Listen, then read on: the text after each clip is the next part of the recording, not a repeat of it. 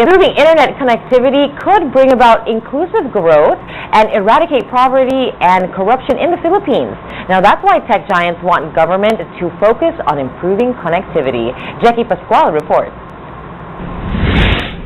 It's a wonder how Filipinos are among the most active social media users in the world, yet live in a country where internet is slow.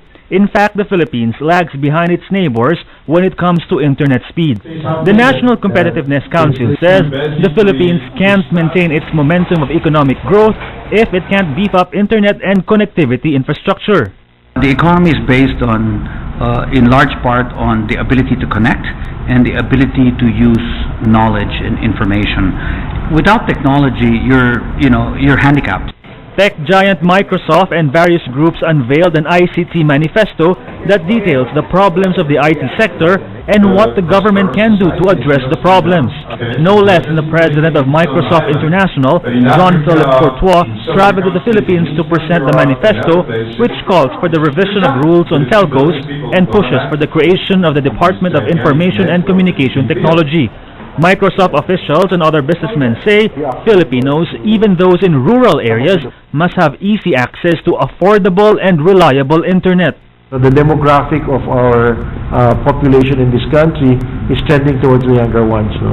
And if we can make this younger segment productive in the digital age, then really the Philippines will be a first-class country. And we have such a lot of talent because our young people are so young, so creative, but their creativity is hampered because of very high cost of connectivity.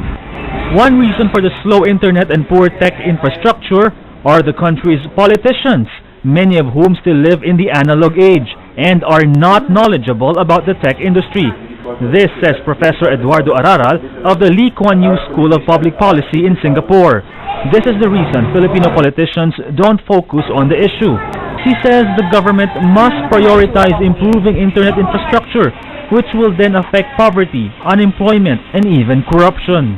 BBL, Freedom of Information Act, federalism, anti-dynasty law, all of this will become more meaningful if everybody would have access to the internet. We have to have an environment that says, we have stability over rules over a 20 to 30 year time frame. And I think we need to be thinking that way if we want to attract long-term capital into the country.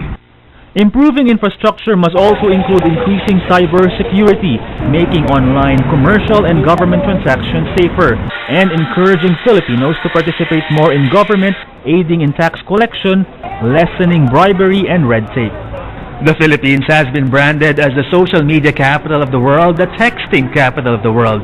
Now imagine, if we have better internet infrastructure, then the country can maximize its full economic potential and the goal of reaching inclusive growth can be met. Jackie Pascual, ABS-CBN News.